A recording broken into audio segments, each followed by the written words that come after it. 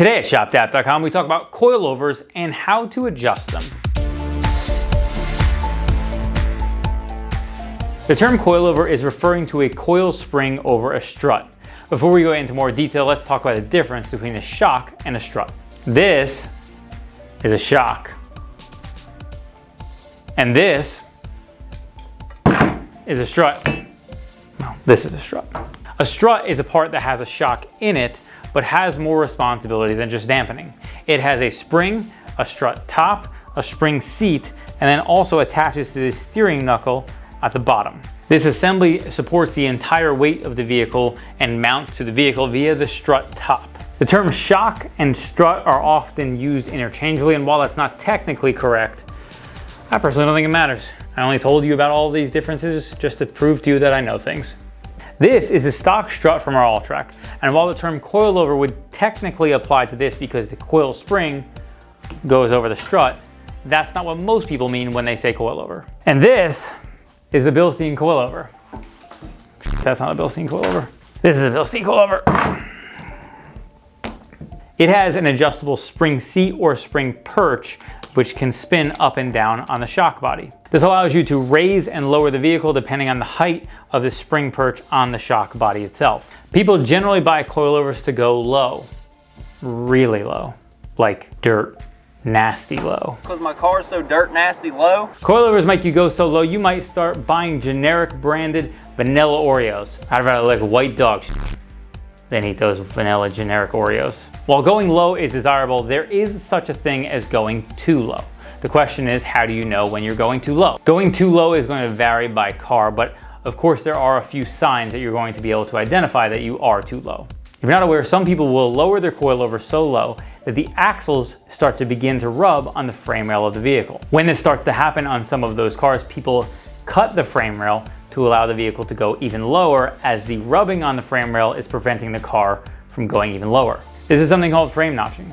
And while opinions may vary on whether you should or should not notch your frame, it certainly will not have a positive impact on the handling of your car or society. You know, we're living in a society. Another side effect of going too low could be damaged axles.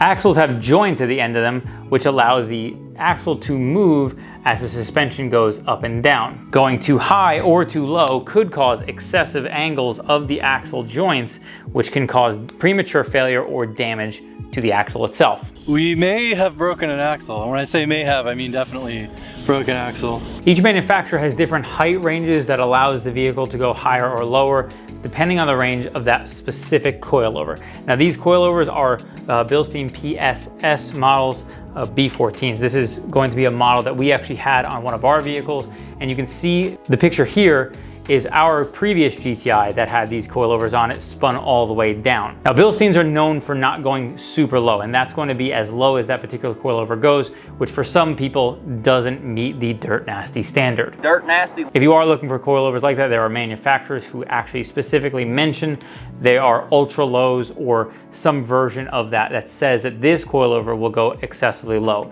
Usually coilovers will have a range of ride height for lowering from, let's say, 1 inch to 3 inches, depending on the range of the threaded body. When installing coilovers, it's worth considering lubricating the threads on the shock body. This is so that your adjustable coilovers do not become unadjustable coilovers. Seized. They're seized. Look at how seized they are. I told you they were seized. Seized! In areas that see snow and salt, this is going to be especially important. The product that I've seen most recommended for this is T9. While standard anti-seize would work for lubricating your coilovers to prevent them from getting seized, it is likely that you could get dirt and debris stuck in the standard anti-seize, which could gum up your actual threads. And they'd be seized. Then they would be seized.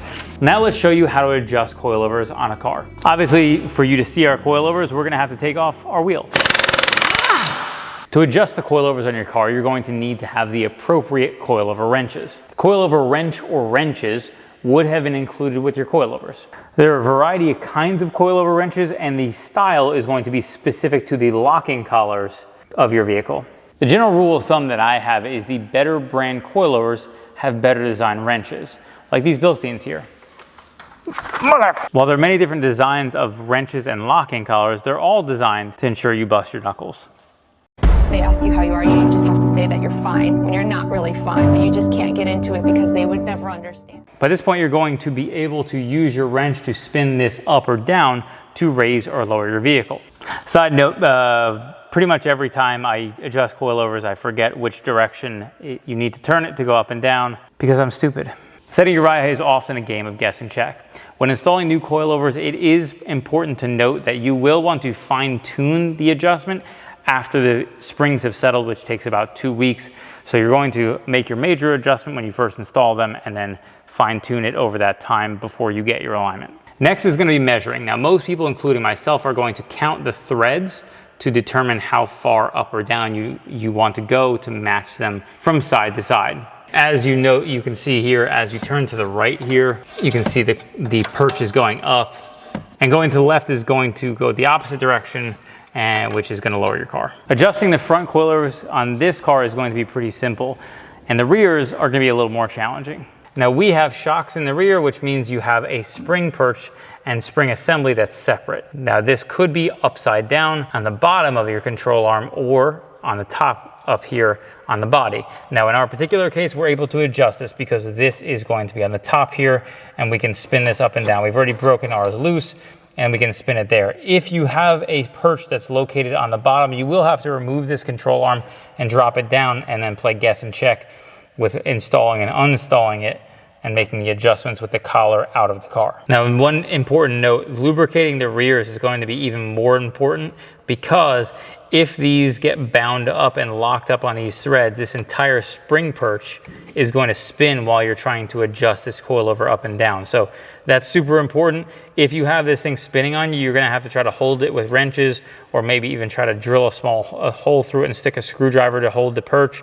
There's a lot of different things you probably could do. I wouldn't recommend it. It's not really ideal. And this would be something that you want to avoid if at all possible. Once you've got everything adjusted properly, you can take your wrenches, lock everything together, and you're all set. Now, our particular set of coilovers on this car has adjustable dampening. That changes the compression and rebound of the shock itself. They're valved differently. Adjustable coilovers are going to give you the ability to have softer or harsher ride, which have adjustments, which we'll take a look at. Here you can see the adjuster is located at the base of our shock, and you just spin it like so, and you can see there are numbers. You can adjust the dampening depending on feel you're looking for of your ride. Okay, so here we are on the bottom of our steering knuckle here. The strut is up top, and this is the base of the strut.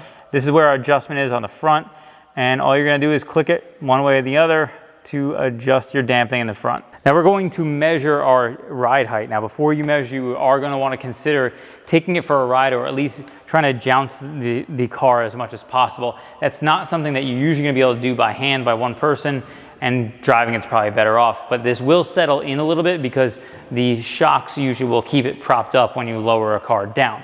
Now measuring is something that I've seen people mention, measuring from the center cap in the past. I think it's a terrible idea, mostly because the different wheel designs are going to make it hard. You're also going to not be able to necessarily know exactly where the center is. You could go to the bottom, but why not just go to the edge of the wheel here? So I would recommend make sure you go in the center of the wheel, and then you can measure up to your fender, and that's going to be your adjustment for side to side. And then you're going to do the same thing on the rear.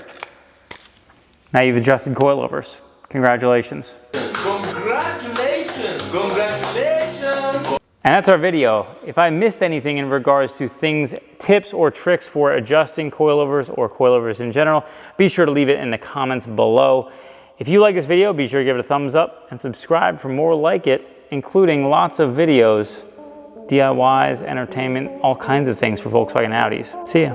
They're seized! Oh my god, they're so seized! They're seized! Look at how seized they I are. told you they were seized. Look how seized they are. It's seized. It's seized! Seized. Seized! I seized it. Actually, I think mine is like,